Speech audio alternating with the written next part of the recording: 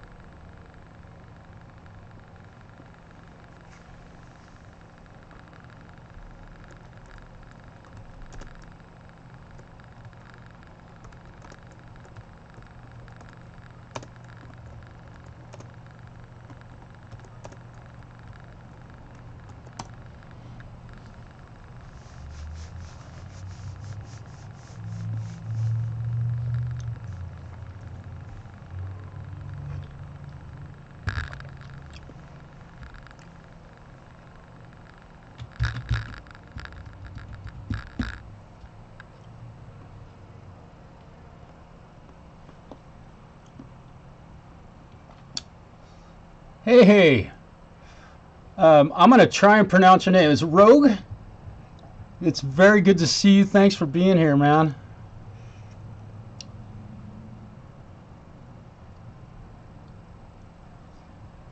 Thanks for being here. I got some really cool stuff going on today. We got a really neat item that was delivered to our shop today that I'm going to put in place of this once I get this kind of dialed in and explain a little bit about this. Mike Shanner, Conspiracy, what's up?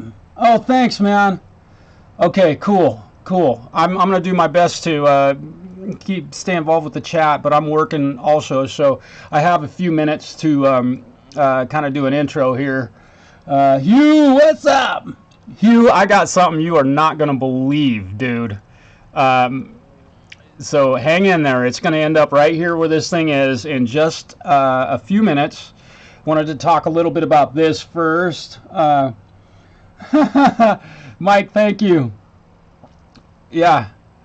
I put an intro up there trying to do a little bit more production on my channel. It's kind of fun stuff to do, and to get to make that stuff at home, write the little intro music and that sort of thing. Hey. All right. Oh, I hope you guys are all doing really good. I know all of you. Rogue, thank you for being here again. Really having fun doing the Welcome to the Bench stuff, and fortunately I've got some time that I can do this sort of stuff. So what this is a realistic receiver, amplifier receiver. Got a few inputs and outputs on the back.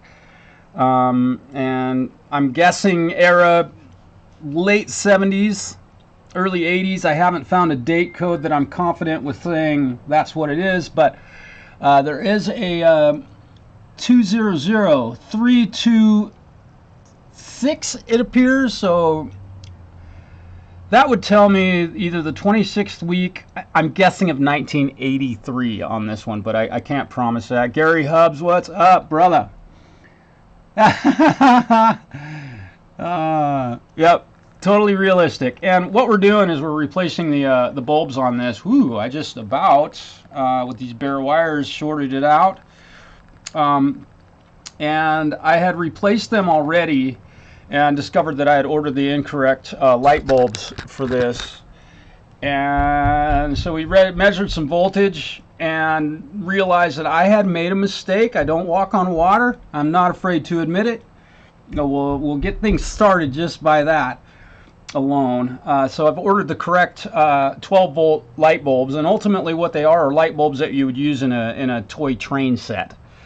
So that's what we're doing with the bulbs. So I'm going to have to remove all of these, get the proper bulbs put in place, and we'll make that all work again. So the lights on the front of this device will work correctly. So I did a little measuring this morning, and we discovered that it was 12 volts DC.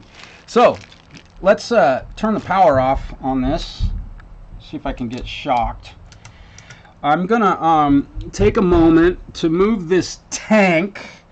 Look at this piece of iron in here. Look at this transformer.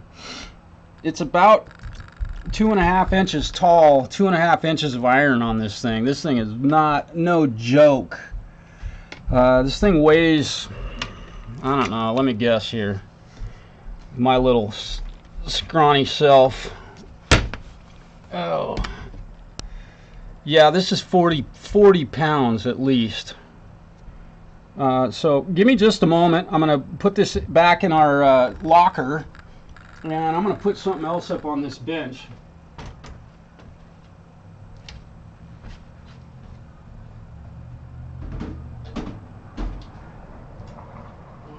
Okay, hide all that.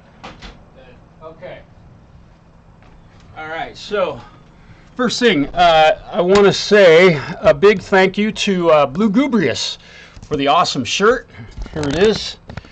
You know, he had these made, and I'm one of the guys that can actually wear a shirt this size. This is a medium. Yeah, I can wear a medium shirt. And what can I say? I was blessed. Yeah, that was the deal. They were 1.5 watt. When I measured 1.5 watts is what my reading was. But the bulbs I ordered were 1.5 watts, and the actual voltage that's going to those to the leads is 11.5 volts DC. So they're basically a light bulb for a toy train. So that's what we've ordered to replace those with, and they should arrive here in a couple of days, and we'll get those installed and have that thing all lit back up, and they should last for a lot of years. It's kind of sad because I could only had to order 50 of them to get 7 of them that worked. So kind of a bummer. I'm going to have a bunch of extras, but that's good because if one burns out again, I'll have spares to put back in it. But they'll probably they probably won't burn out for quite some time. So today we had a longtime friend of our shop and a guy that I've done a lot of work for. He's moving to, I believe he's moving to Vietnam from here. So he and Ron Ward may end up being neighbors. We'll have to see about that. I'll definitely hip Ron to him. But he's clearing out his collection of old stuff. And I say stuff loosely because he brought in something and gave it to us here at the shop, literally gave it to us. And, you know, it's kind of a little piece of history. And I'm kind of, when I see stuff like this, it really makes my heart kind of thump, and it's just really cool to see this type of historical, in my humble opinion, items arrive here. And our intent, me and Stu, my journeyman here, intend to restore this to full working order. It's nothing that I can tell is like everybody in the world wants one, but I think it's a very rare item. Yeah. Hey, Charlie, what's up, brother? Yeah.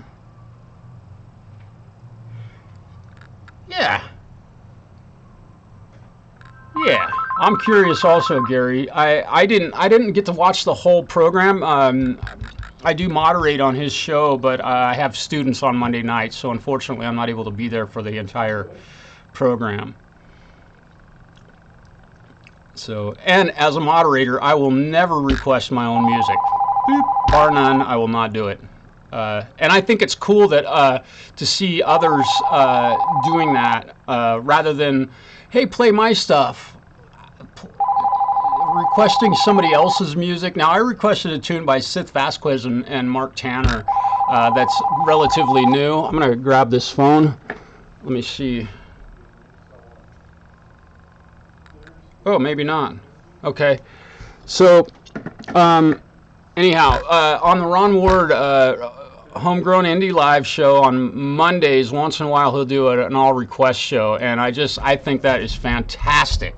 So, as just my part in that, and what I'm doing is requesting other people's music to get them heard versus my own stuff, because everybody's heard my shit enough time.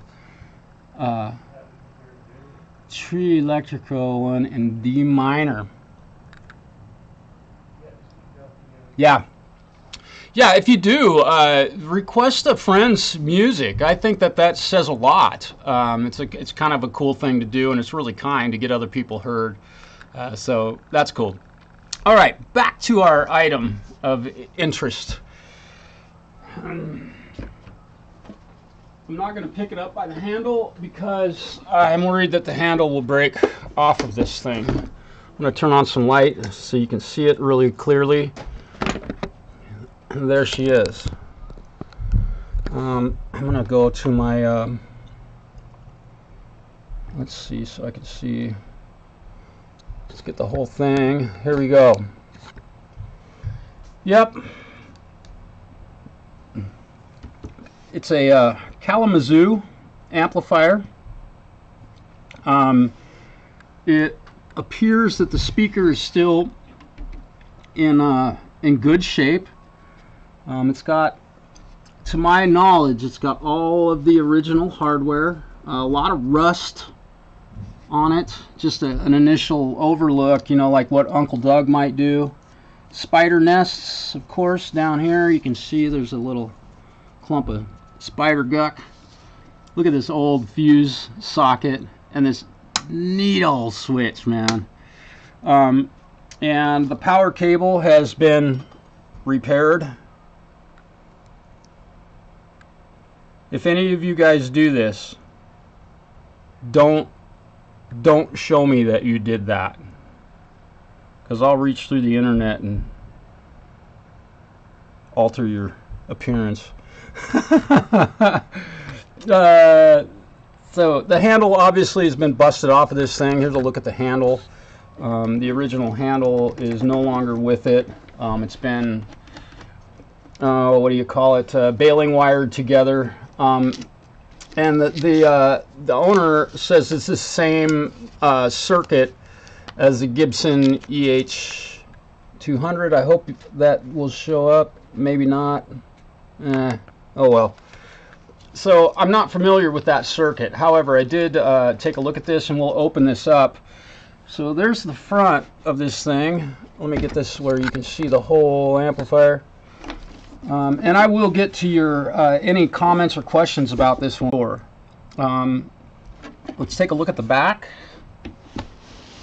and the sides. Here's the side of this, and look at that little clip clip down there. And the original input jack, I believe that's an input jack.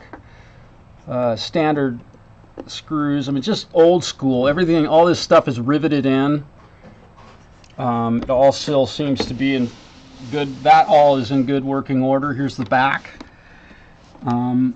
And I realize that with the camera set up the way it is, yeah, you can see the speaker pretty well. Let's see. I know my head's right in the middle of the movie. I'm looking for a date code on this speaker. There's a part number P883 on the cone. And there's also a number 40020 handwritten on the top part of that speaker. But nothing else that I can see that indicates a date on this. So the pilot light on the back of this, and I have not applied power to this yet. I have no idea. The owner says that it does work, but it was getting a little wonky. I believe this is the original back plate on this, flathead screws. I believe it is. I can't say for certain. I haven't seen any historical photographs of this, like in a magazine or an advertisement. And here's the other side of it. Nothing too exciting there, right? So let's take a look at the guts. You ready for this? Undo this latch here, and we undo this latch here, and this comes apart. How about that? I'm going to set this over here. To be kind of careful. In fact, let me move something here on my bench so I can really get you all a good look at the inside of this thing. And the cool part of this is just how old it is, man. It's not like this is going to be the next Mesa dual rectifier for all you headbangers out there, but if you played a harp or even just a normal old guitar through this thing, it's got two inputs on the front, a microphone, and it's got a microphone and an input, or an instrument input. And here is the interior of this thing. Let's go ahead and flip it around. I didn't rehearse this, obviously. I'm being really careful with this wiring.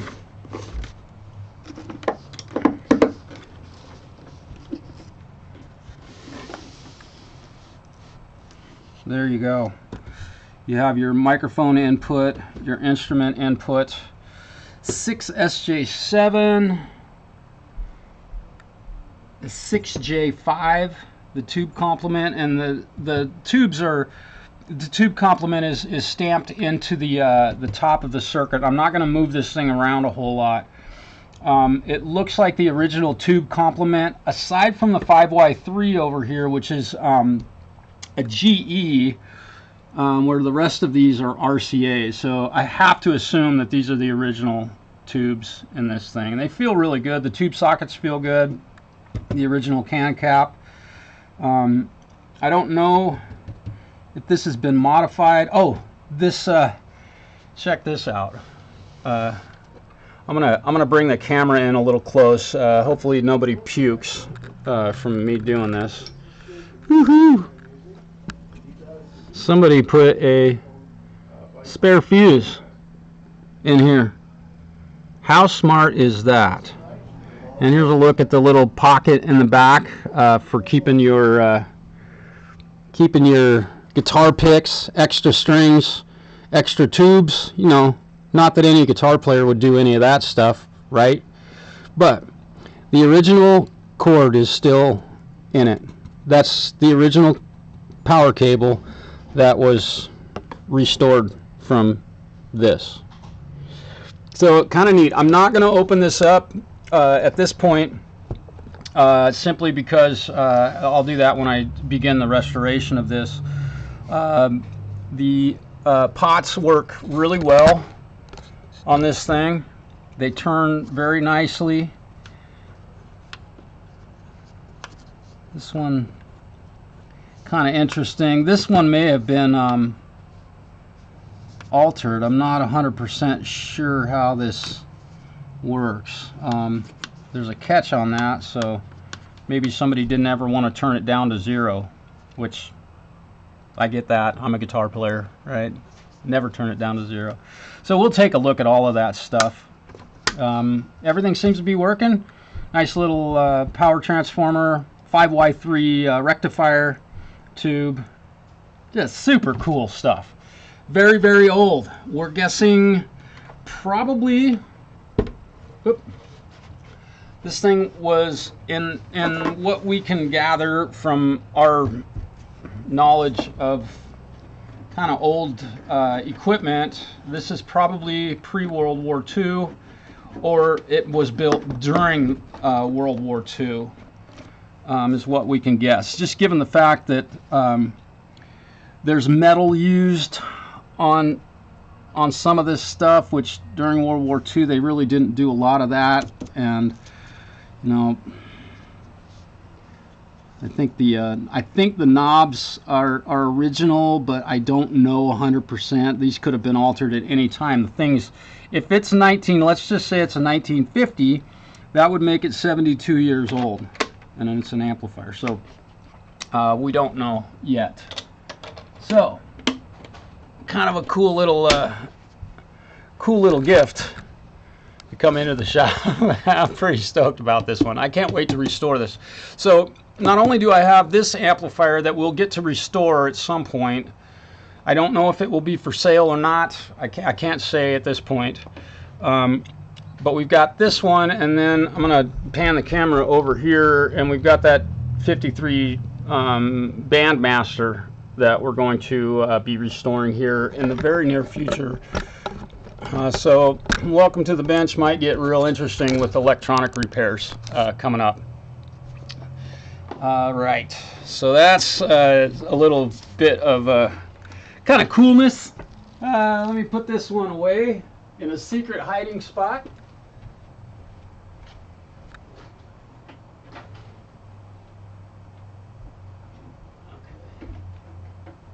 And I'm going to get back to work on this today. Forgive me if my hair's a mess. I don't brush it. Woohoo! All right. Today we're at a point now where it's time to do a level and crown on this fingerboard. I'm going to get back to the stream here. I hope everybody's doing good. Zach, what's up? Valerie, hello. How are you doing? I'm going to catch up on who's here. Gary, Zach, hey buddy, Brad, what's up, man? Again, hello, Sean, Hugh, huh?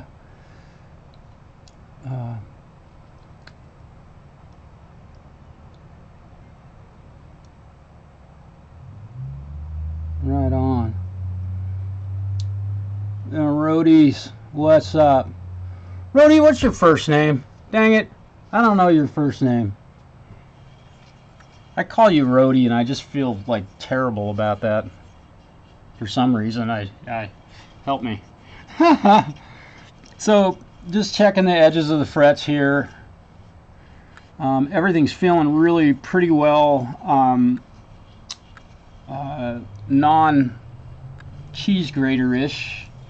So, gonna check the flatness of the fingerboard. Let's see what we got here. I'm guessing Gibson scale, and I was right. Okay.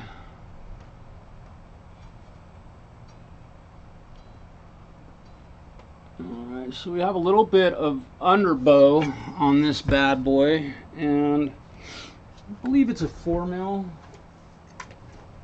Could be wrong.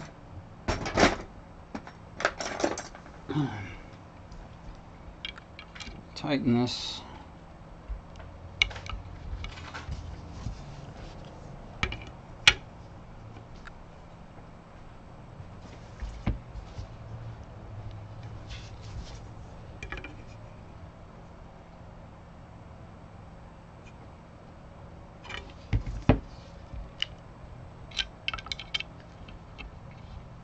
want to experiment with this truss rod a little bit, because I'm seeing a pretty good amount of relief out in the middle, and it's fine. I mean, it's not, I doubt it's 12 thousandths here.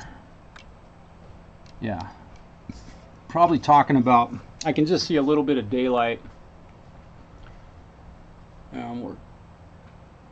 We're touching, it's looking good. Okay. So with that, we're going to start leveling these bad boys. Again, I've kind of done a preemptive strike on getting the angle, the side angle of these frets dialed in. Color in the frets. Here we go.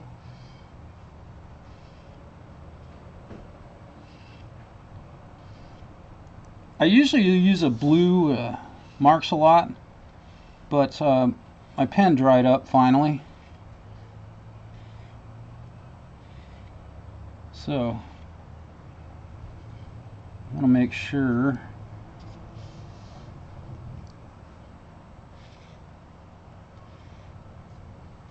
anybody else out there do fret levels, or have you done one?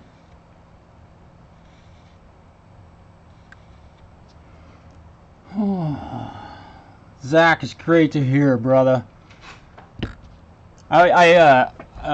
Just as a side note, Zach, I got up today and got about going about my business and such, and I did the classic, dang, I forgot to take my insulin. I'm sure you may, I don't know if you're using an insulin pump, but I may have, yeah, you've done a lot of them. Right now, Charlie, to answer that question, I have about total maybe 3 hours into it. And I've talked about it a lot too, so we could probably reduce that down to about 2. But given the fact that I don't live in New York or Dallas, Texas, or LA, I'm able to spend that kind of time. Valerie, you tried doing a fret level and it didn't turn out great. Rhodey, have you ever done a fret level on one of your guitars? Just curious. I'm not asking to pick on anybody or anything like that. Just curious.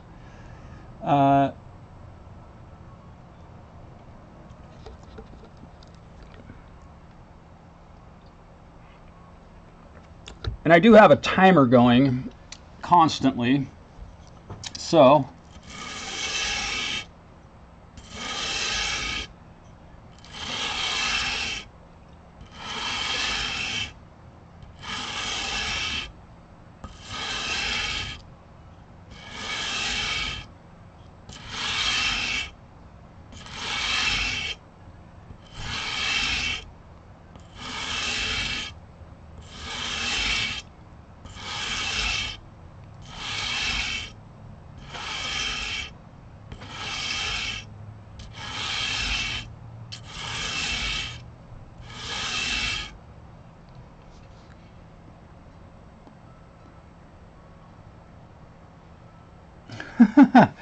ask me why I don't live in Portland anymore.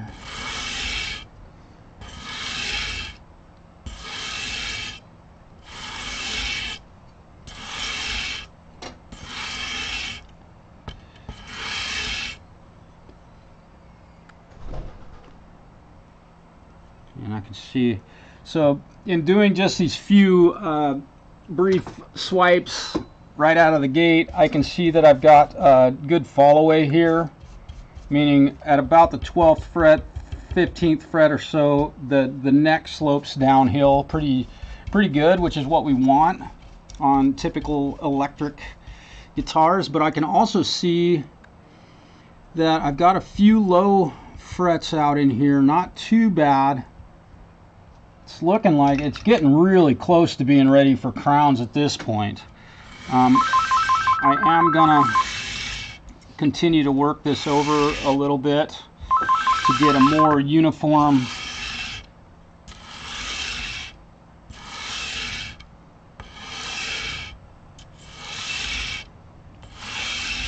You might ask why I'm going one direction and not raking over it in both directions. Well, it keeps the uniformity of every swipe that I make when I'm removing material with my level and my sanding block.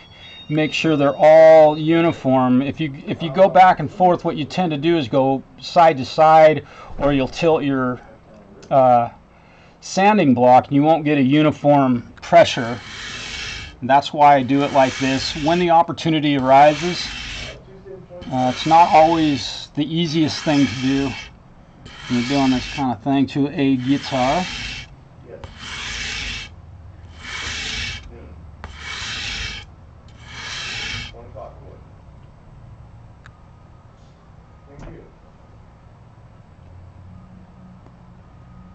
Until this fret was a little bit tall right here, and this one was a little bit tall right there.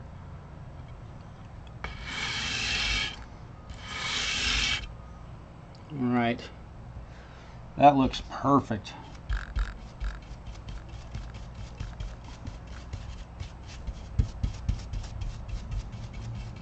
You know, and I know that a lot of guys will tape off their fingerboards, and that's all fine. Hello, Leela. Welcome. Center, yeah. I found a big chunk of, yeah. Brody, I agree with you 100% on that comment. Oh.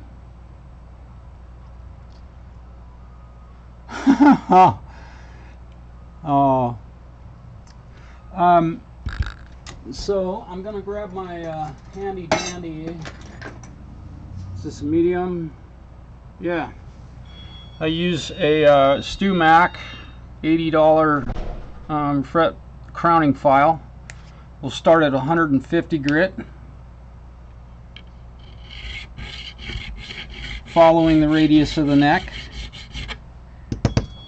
In fact, I'm going to go ahead and line these again. I like to do this because I can visually see that I have a uniform crown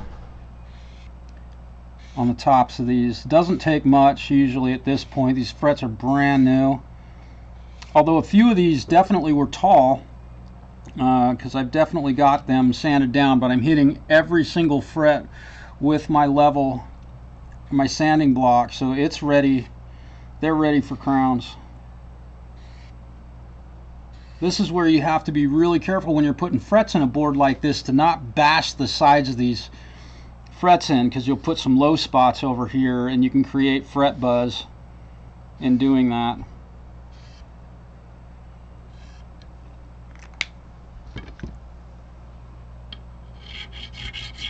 And you probably won't be able to see just because of the high quality of the camera that I'm shooting with. I mean, it cost me a fortune, but the quality, no, I joke.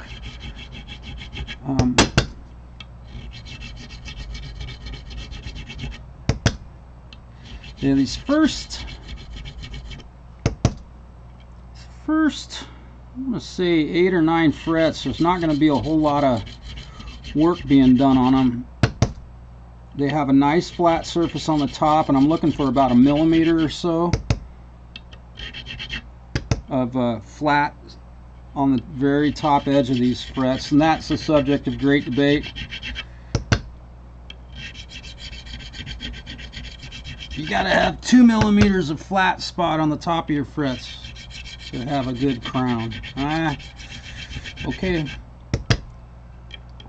Now the other thing I'm doing with this file is I'm rounding off these edges, and I will hit these again with another file, but I like to hit them just to kind of get them started, and the angle on this is really nice. This is and it's a diamond file, so it's very quick. It doesn't take a whole lot of abuse.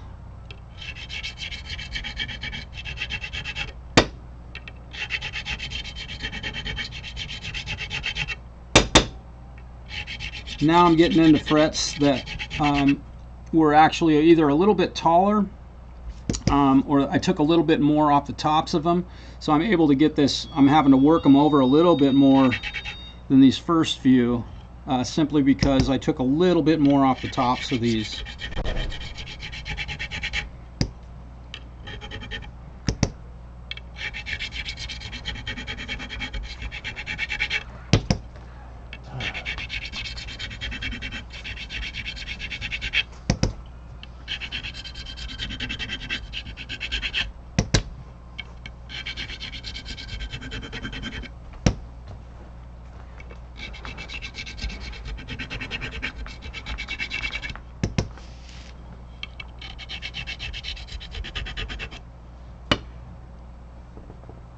Charlie, here, I'll do this. I'll make sure to do this for you so I don't break the headstock off.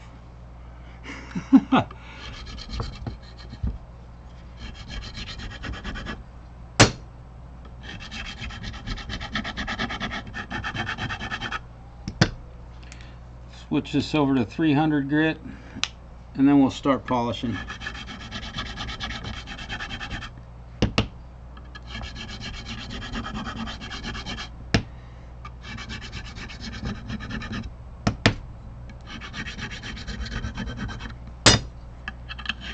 Sorry if you're wearing headphones.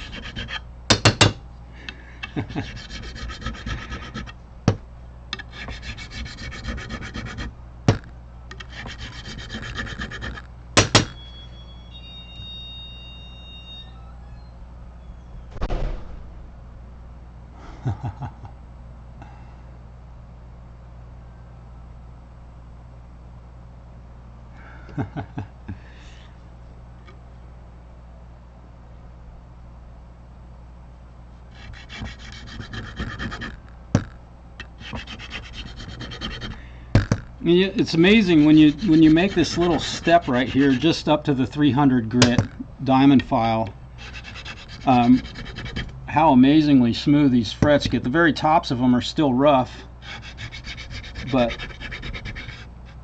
importantly, these side where your fingers could potentially make contact with the frets, they just become really comfortable and really well groomed, is what I like to call them. And I do my best not to take too much off the edges, because you can cause the strings to fall off the edge of the fingerboard. Probably, I think a lot of us have probably owned a guitar in which that happened. It doesn't take a lot to do a level and a crown on a guitar with brand new frets. Doesn't take much.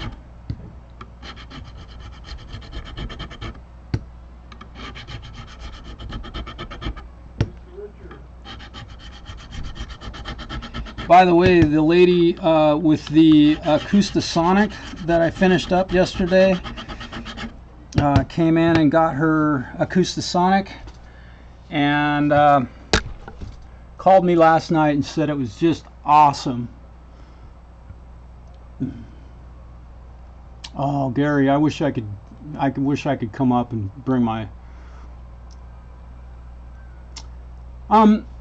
that's a great question, Charlie, and I'm trying to catch up. I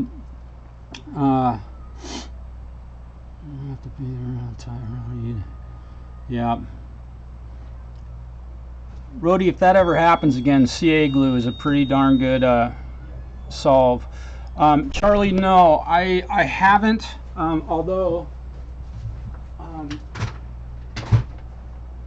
I'll show you real quick. Hey, go with this. you guys I can use the bathroom? Yes! Where's it at? Right through that door, and the light switch is right behind that ladder standing up. Thank you. Yeah. 100, 600, 15. So, typically what I do on polishing... We got four white impulses. Hang on just a moment. I gotta find my favorite scalpel that vanished overnight. Where did I I put that?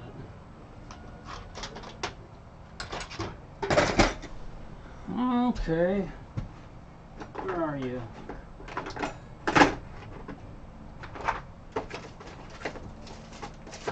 Well. Alrighty then. I'm gonna do this.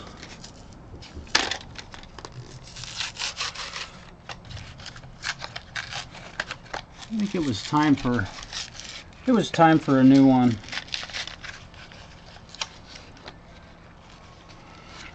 I start with 400, go to 600, then typically jump up to 1500 at that point. Use a little more pressure, and the frets will end up shining like a mirror. And let me cut a piece here. Whew, that's a sharp knife. I like it. Doesn't take a whole ton of sandpaper. I like the 3M stuff the best. It doesn't ball up on you.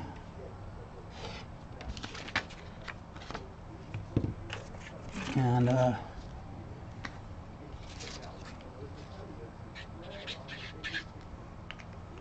you always cut the number off the sandpaper. I'll go ahead and use this one. All right, so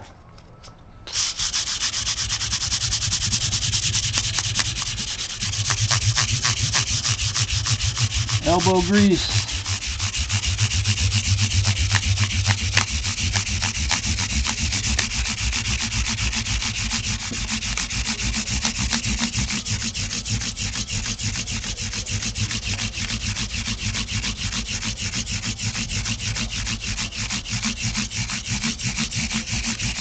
Now I'm being very careful about pushing very hard with the sandpaper. I want to keep that flat surface on the top. I just want to polish that. Just touch it. And I'm also running it down the edges of the frets to kind of smooth off those whatever's left of sharp edges on there.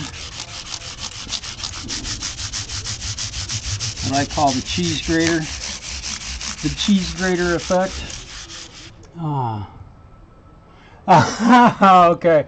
Oh, apparently our internet's gonna take a turd on us while we're you guys I may be cutting out a little bit. Let me see if I can help this out a little. Let me see what's going on here. CPU usage is really okay. All right, now I'm gonna keep going, and if I'm buffering, I apologize. You gotta put the grease on there, Leela. Thank you very much, man. You're very welcome. How's your day going, man? Treating me well. The guy out there is doing the install pretty quick. Ah, You know what I mean? is he already done? With the, Pretty near. he doesn't mess around. I was going to call somebody to come get me. And I had lunch over here at Talking Bull. Oh yeah. And sit down and jog for a little bit. And then Phone came ring. back over and it's like, yeah, I'm almost done. Pretty stinking cool. Yeah, we don't mess around. Chris is one of the best, man. That guy. I'm astonished at how quickly he can get stuff done out there when I understand the scope of the work that he's doing. What's that neck off of? It's off of a Dean Okay. brand guitar. The guy that owns it tried to scallop the original fingerboard, like Yngwie Malmsteen type stuff, and ruined the fingerboard ultimately. So he bought a new fingerboard and then brought it into me to have it fretted, and it was just blank yesterday.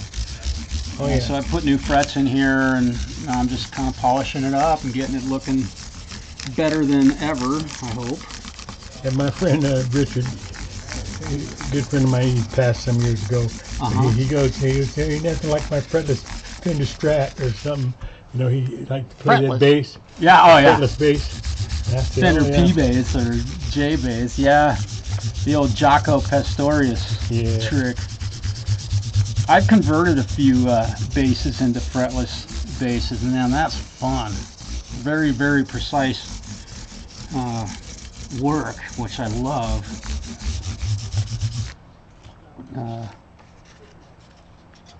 Well, you know, we're working on guitars. That is definitely a skill set, and it's just as important as being a musician. You know, I've seen these guys at a documentary. They were making Martin guitars.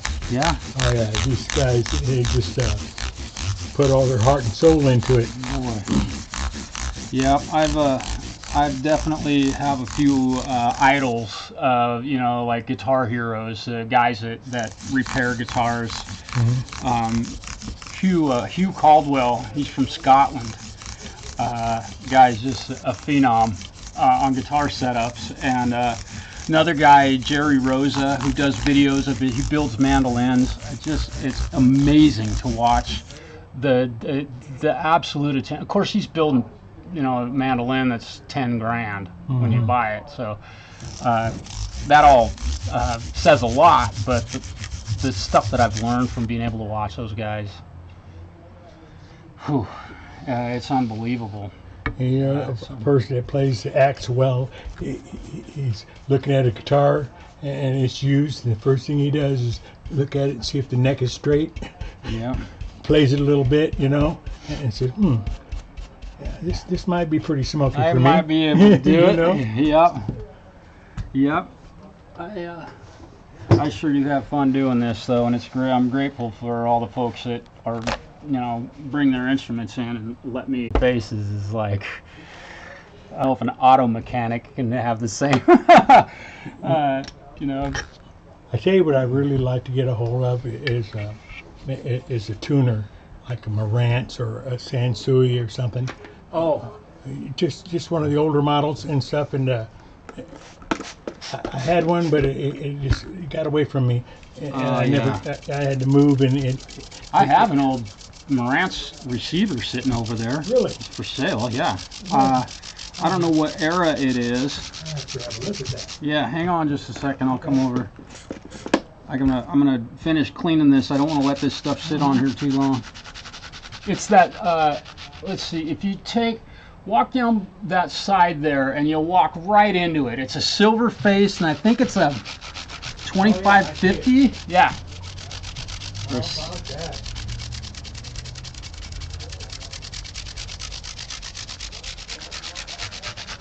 What are you asking for that? 10 grand. $10,000? I'm joking, man.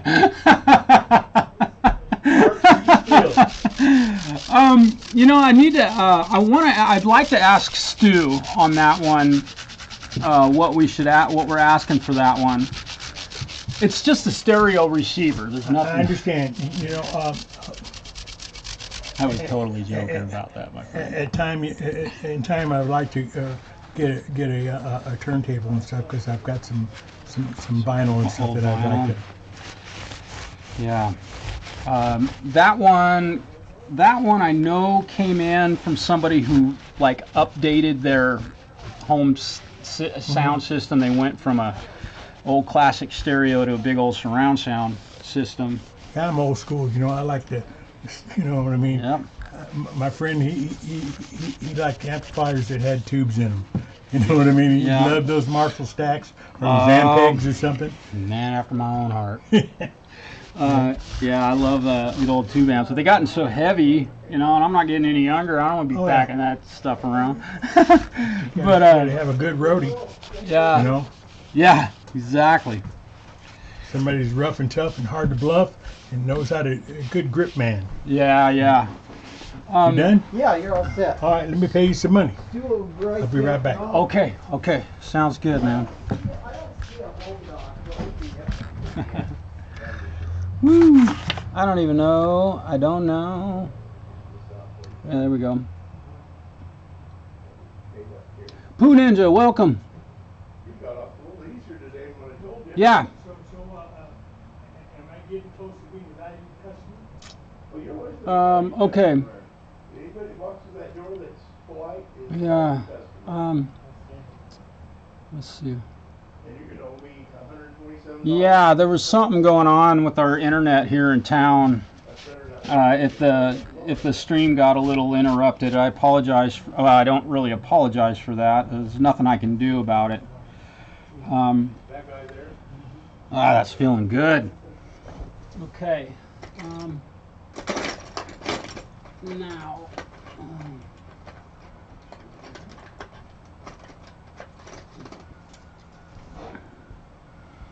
I'm gonna go down.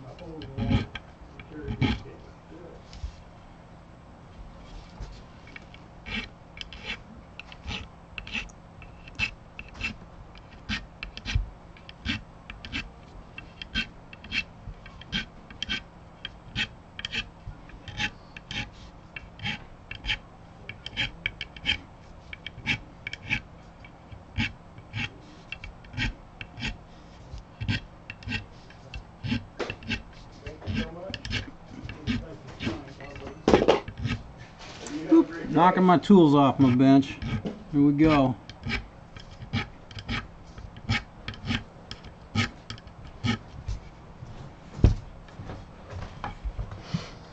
All right, you need my assistance over here? I was the Marantz.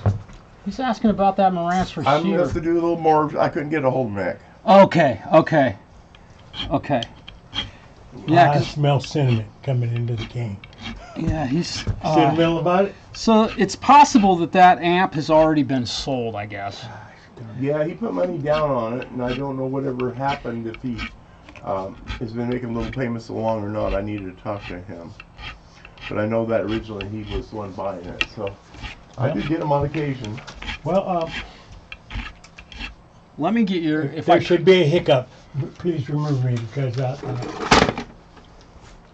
let me ask you to if you would write your name and number just on my there. particulars. I can call you about that receiver the moment I know whether it's going to be available or not.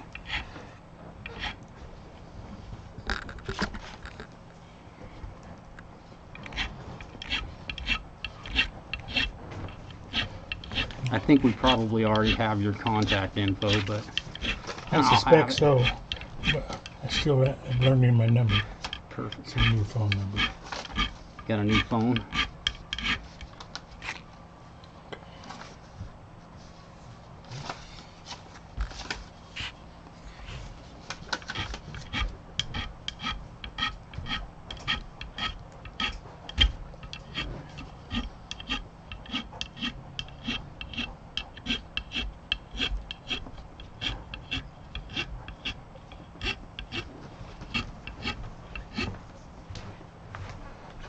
Phone number says I'm out of town, but I live here in LaGrange. Okay, perfect. That's fine. Cool. I will contact you as a moment I can get a hold of Mick. He's sometimes hard to get a hold of. Okay, and I'm probably going to need some speakers. You know, And some speakers to go with that. yeah, because I have none of the sort. You know, Okay. Okay. but I think that would be really nice to have that. Yeah. Yeah, and I know that one works because I did a bench test on. I think I changed a few of the bulbs in it to make sure that all the tuner bulbs work. So this is basically as good as the day it was made. So let me contact him before we move too far forward on that. Okay. But we always have speakers, bookshelf type speakers, and we got some big tower. I wanted something, not like Celestians or nothing, but like some JBLs or something. It would be nice. Yep. We've got some Polk audio in stock, I know. I've got some Yamaha stuff over there. And and I've got, you know, anything from a small, like an 8-inch or 5-inch actually bookshelf speaker up to, we've got some towers that will blow up the neighborhood. So. Well, do you guys sell those little brackets that mount TVs? The TV mounting brackets? Yeah. Yeah. The kind that go to the wall? Yep, we have articulating arms and we have flat mounts, depending on what you need. Probably a flat mount. Ain't trying to get You're not fancy. tilting it side to side or anything like that? It's just that something that saves me space. Yeah. We have got something here that will make that work. And we also, we have a guy here named Richard that will go out, and if you need some help installing that stuff, he goes out and does that stuff, hooks all the wiring up for you. I don't know. I think I remember how to do You know how to do all that stuff. I understand. So, hey, let me go out here and get my fire truck out of his garage. So we can, all right, man. take it easy. Hey, it's great to see you, man. Thanks. Yeah, buddy.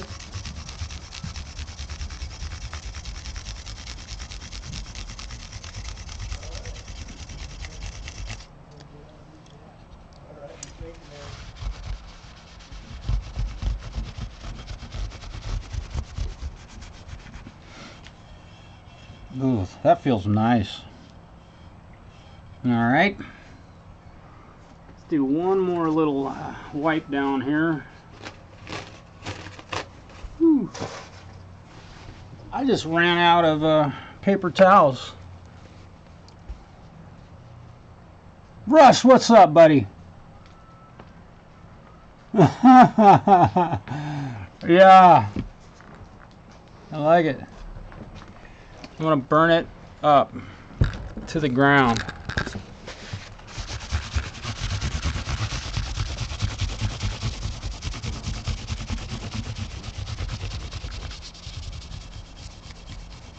Are we bringing speakers in? Yeah, just You know? 4.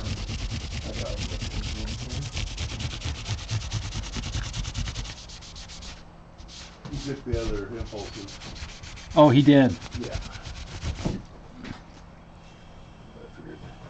Yeah, that feels good.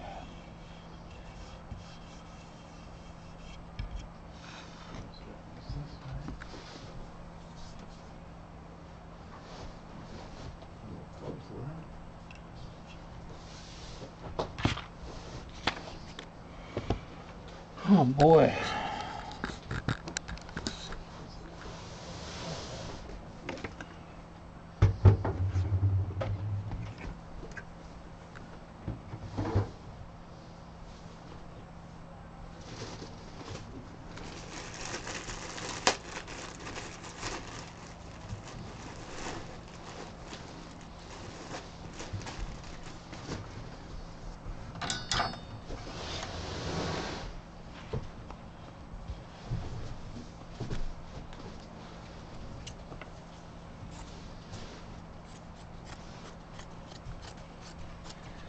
I'm also a seamstress, by the way.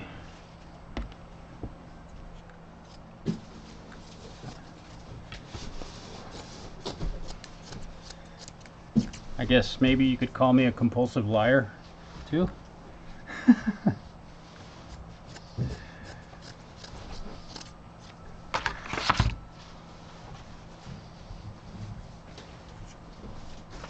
All right.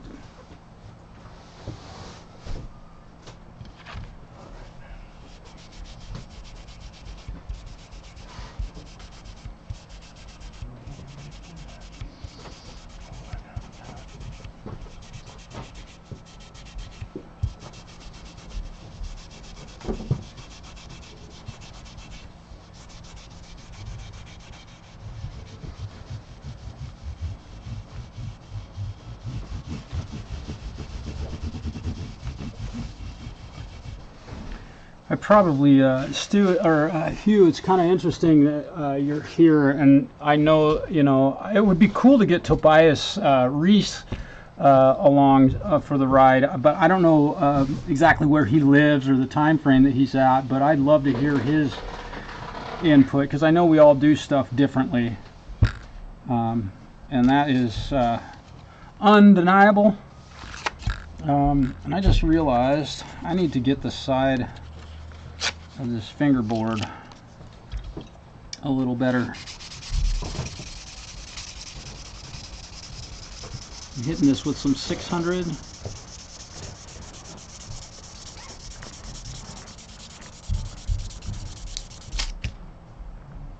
Oh man, instantly better.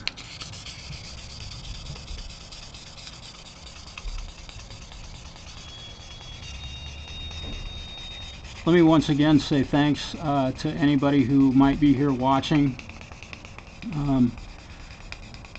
Again, I kind of work all day kind of by myself when I'm back here working on guitars.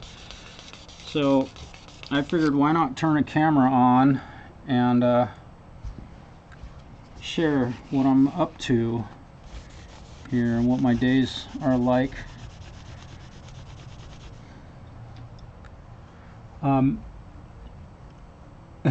Yeah, compulsive leader. Hugh, I'm curious, you know, if you're seeing anything that you would like, you're like, no, don't do that direction, or, I mean, I'm open for any alternate ways or different orders of things to do. I think we all know that every guitar is like a typewriter. They're all individuals, and you got to kind of go as you go. I don't know if that's a good way to put it, but kind of have to make decisions on the fly a lot of times.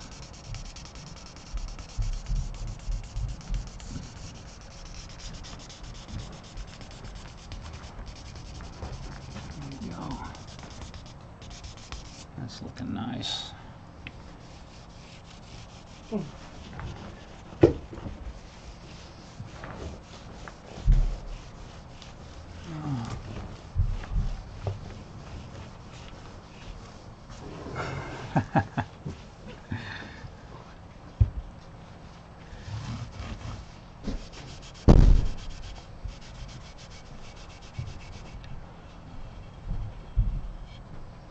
Pretty nice.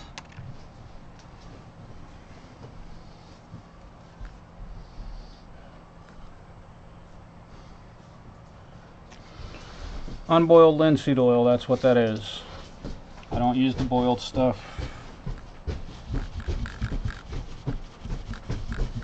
Most of the guitars that I treat with oil are in my care long enough that the oil has a chance to cure while it's here at my shop. I rarely send a guitar home the day it's done. I like to hold on to them and make sure that everything stays where I put it.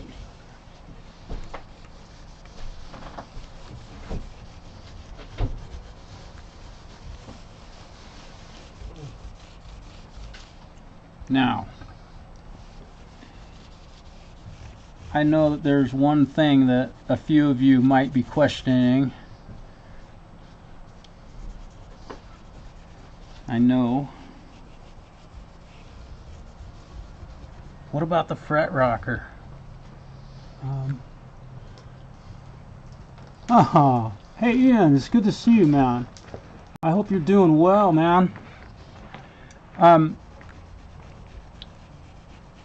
The old fret rocker, right? Make sure they're level. Well, we'll do that. Now that I've polished them and oiled the fingerboard. Look at that. Just made that wood come to life. A little shot of linseed oil. Oh my goodness. Oh.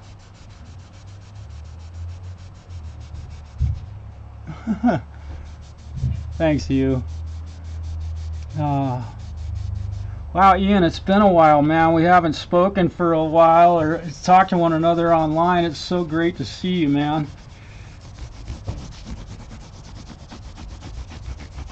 I thank you for being here. Okay. Fret rocker. Let's make sure. I gotta make sure that they're level, right? So bust out the old fret rocker, right? Let's see. Let's see. Ooh. Oh man. Oh.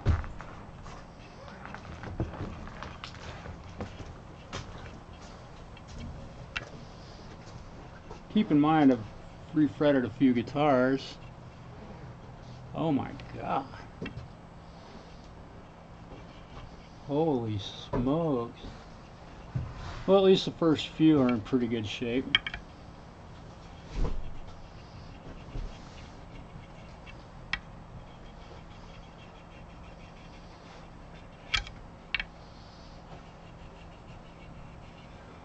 Whew.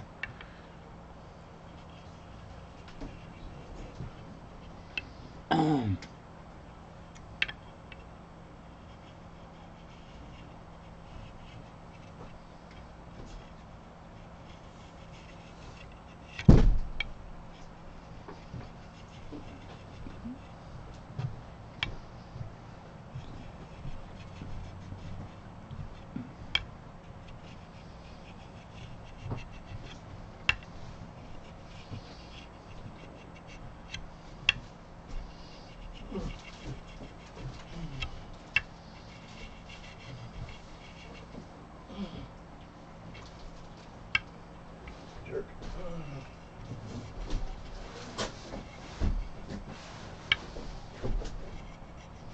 Oh my. Hey Stu, these frets are level. Can you believe it? That's miraculous. How does that happen? Yeah, what did you do? I just held my tongue right. That's good. I think that was the key. I mean, that rocker isn't like clattering like a son of a gun. Like a screen door in the wind. Nope. Alright, so just proof. Yeah. Okay. Oh, dude, I didn't know that, Ian. Yeah.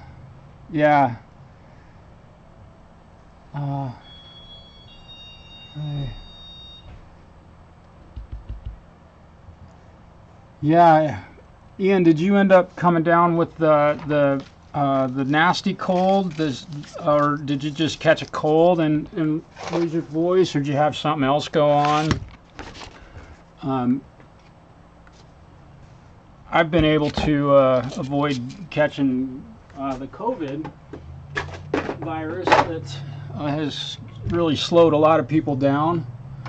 But more and more, it's great to know that people are getting over it and coming out of the other side without much problems.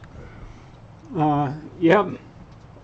I just wanted to make sure, because I know you see a lot of guys online, they'll be doing that, with the fret rocker, and it's really a good way to test your work. But if you've done enough of these, it's almost a waste of time. But definitely a great tool to have. I usually use my fret rocker for when I receive a guitar that maybe has some fret buzz, noticeable fret buzz, not because a guy's playing it, a certain way, and I can check that sort of stuff. So let's see. If anybody ever wanted to know what a bag of nuts looks like, that's what it looks like.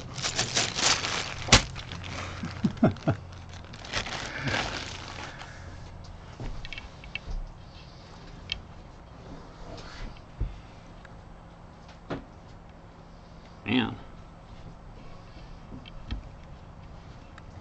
That one fits in there almost perfect. All right. Although, I want to check something real quick. These are all bone nuts. They sound, kind of hear them clinkly, clankly, clinkly. Plastic nuts have a real dull sound to them. They don't have that sparkly clink. I need to check the guy that owns this guitar brought in the hardware that was left over, and I think the original nut. D's nuts, yeah, exactly. Okay, good. Oh, dude. Okay, man, I'm glad to hear you got over that. I had to wrestle with a bit of a cold. I ended up getting a sore throat here about 2 weeks ago, and of course I stayed home from work. It was not COVID. I did the whole nose thing. I tested myself. Given guys with our condition, we got to be very, very careful about that sort of stuff. So made sure. But yeah, Ian, I'm really glad to hear that you're doing better and getting over it. It's got to feel good, and you'll be singing soon. I gotta go grab some hardware.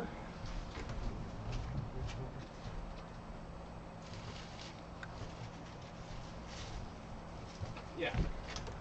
So the original nut, the owner brought the original nut in, which is really cool. He brought all the hardware in for this neck. And I'm just gonna check. Oh, that fits nice. Okay. Given that, it's time to maybe think about putting this guitar back together again.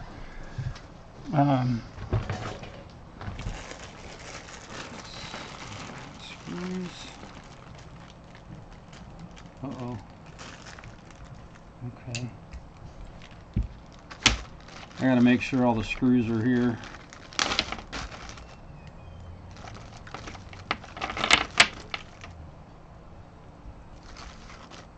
Cool, this is like that burnt or kind of blackish mirrored finish. I love that look. And these are Grover tuners, so pretty cool. Alright, how many screws did you bring? 1, 2, 3, 4, 5, 6. Look at that, all of the hardware. He took this all apart himself, so what I'm gonna do is I don't need my bag of nuts. I hope that I can use this original nut, although it is plastic. You can hear that. Sorry. You know, just I'd love to put a bone nut on there, but he didn't want me to do that, as I recall. So I'm gonna go ahead and use this original plastic nut. So we're gonna bolt this thing up.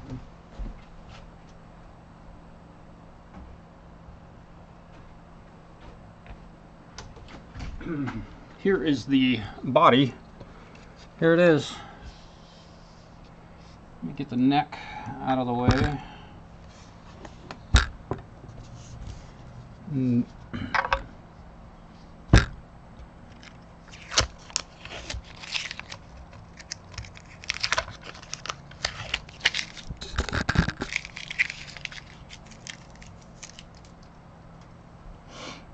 Make sure.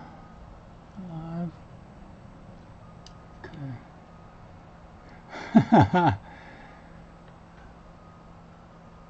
Boy, there's 3 of us in this room right now that have the same thing going on.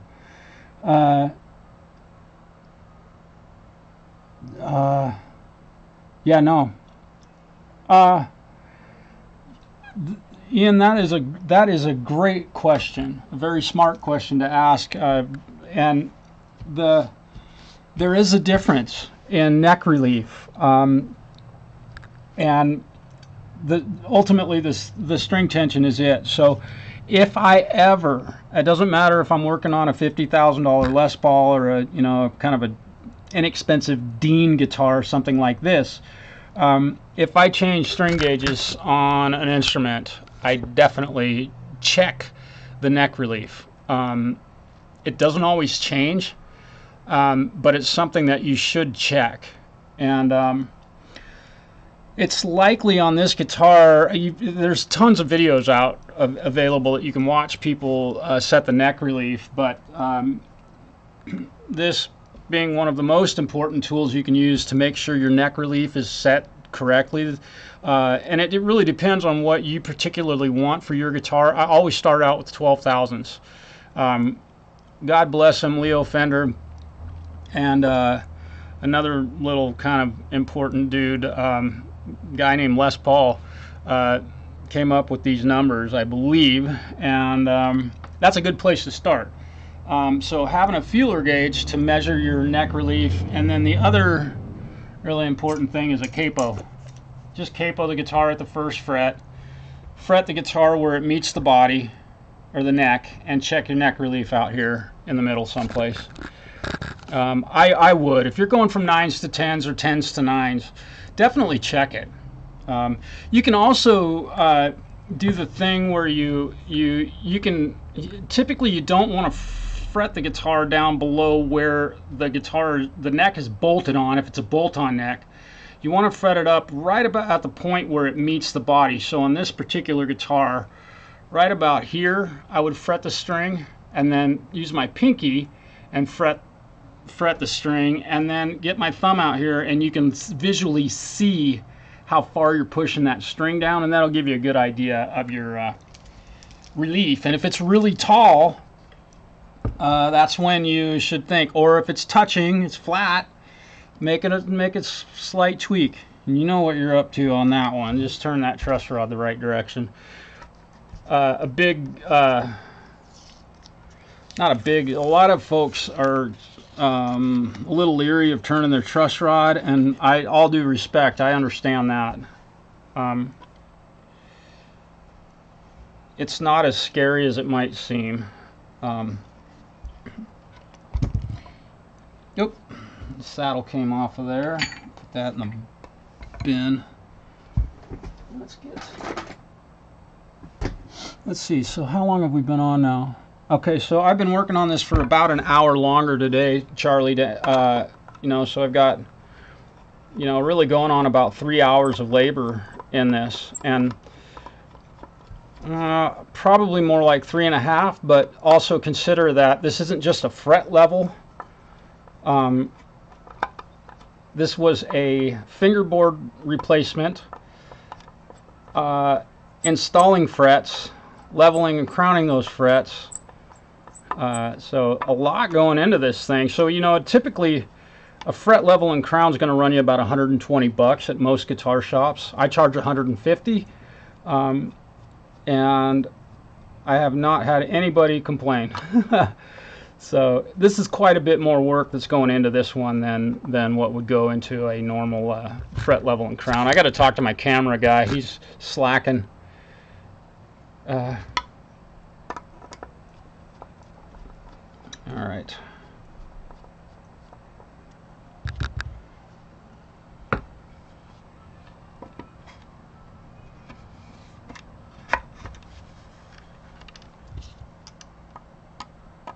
Never use a power tool on your guitar.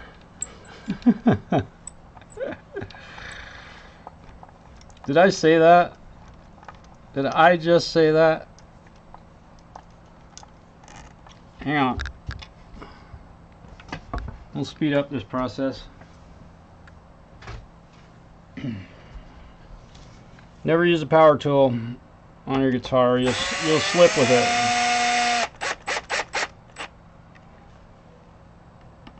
Just get them snug.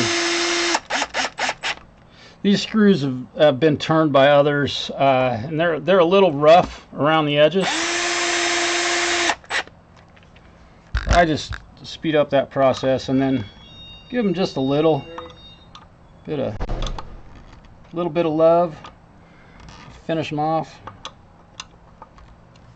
Now it's time to put machine heads on this bad boy. I'll get the camera down here. This is going to be really fun. This is so exciting. Come here. There's our neck.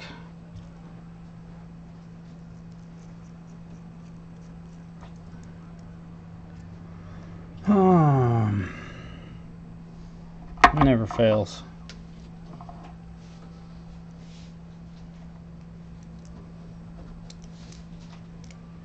I haven't decided which better yet, I just kind of get them started and then get the screws put in. Let's see, get you pointed at the important stuff here. Let's see.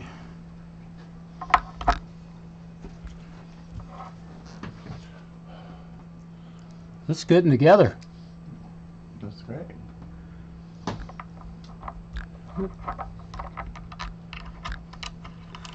I haven't ever decided if it's better to do it this way or the other way. Yeah, it's sort of what mood I'm in. That's what she said, right? Mm-hmm. It is 2 o'clock, by the way. What's that? It's 2 o'clock. Is it 2 already? Mm-hmm. Holy smokes. Got all that freight done, so. All right. Well, okay. I'm gonna finish putting these on here, and then I'm gonna get rolling, you guys. I will take a look at the notes in the chat and hopefully answer any questions that you guys might have before I get. I have to eat at a pretty regular time. Ian and Zach both know why. I think all of you do. Stu does. Mm-hmm.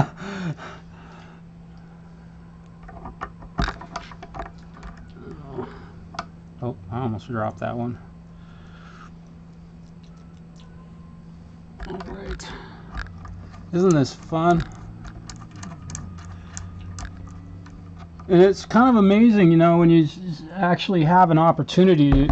I don't know a lot of guys that are doing, you know, live bench stuff and guitar repair, but if you've never actually seen someone do this sort of stuff to an instrument, it's pretty remarkable. All the little things you've got to do. I mean, it all just goes back together like a puzzle, ultimately. But there's so many little things.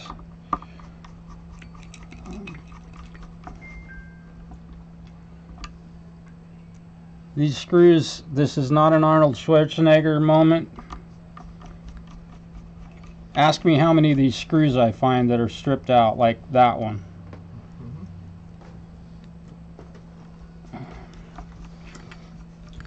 Or worse yet, broken off. Or broken off, yeah.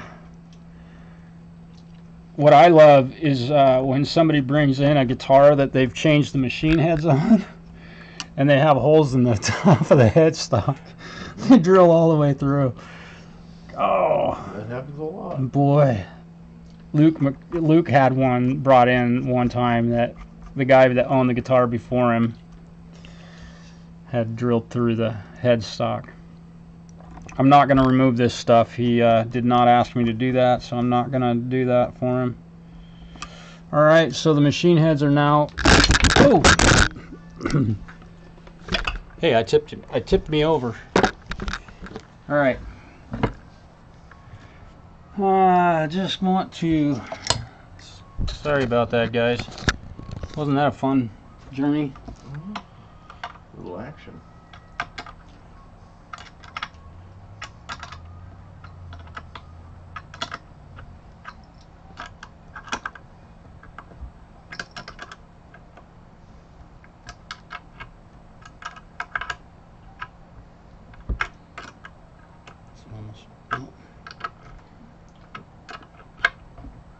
One felt almost like it was stripped. Okay, let me check what's going on here. How you guys doing? Yeah,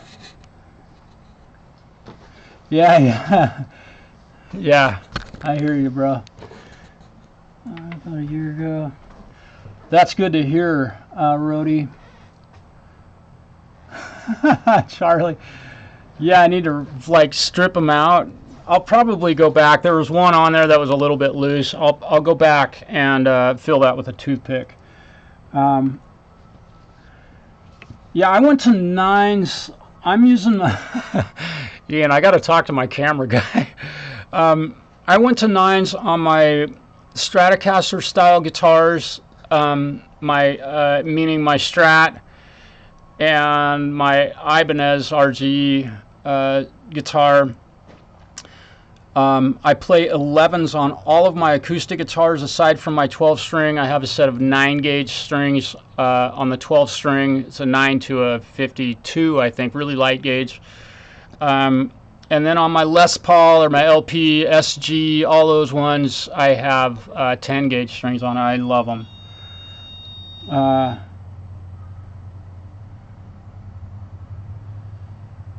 There you go.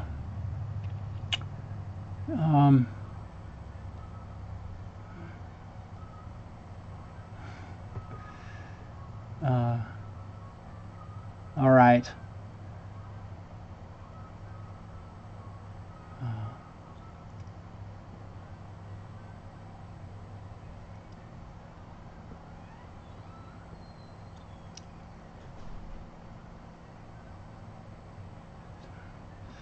Okay, I'm just checking up on the chat here.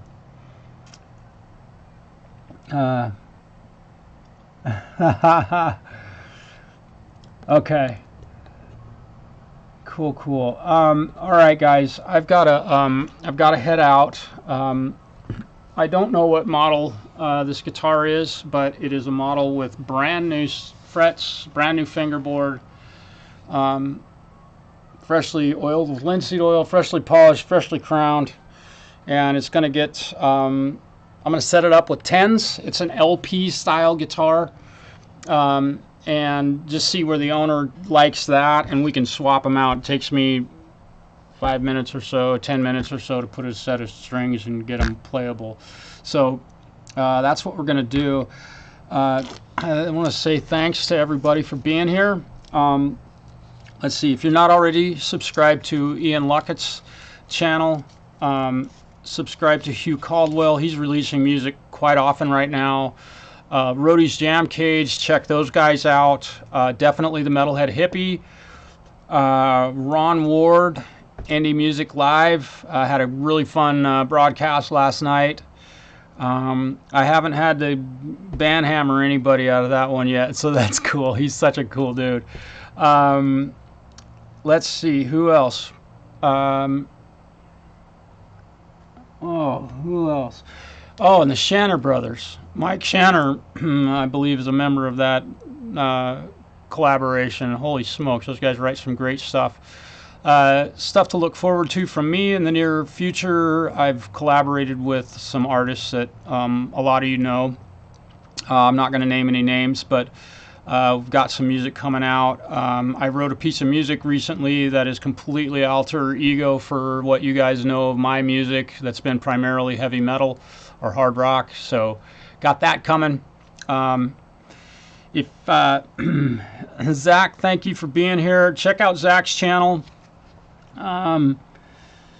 Luriality, my moderator in crime over at the Ron Ward show. Hit her up. She's doing some live streams and having some fun stuff. She did a great interview. Had a great interview with Kim Hudson yesterday. That was really fun. Yeah. Rody, I look forward to some other stuff from you guys. It's fun to watch your band play live. I miss it a lot. I just don't have space for it. I'm not getting rich working on guitars, I promise. All right, you guys. I'm going to hang this up, go eat some lunch. Have a great day. Peace, y'all.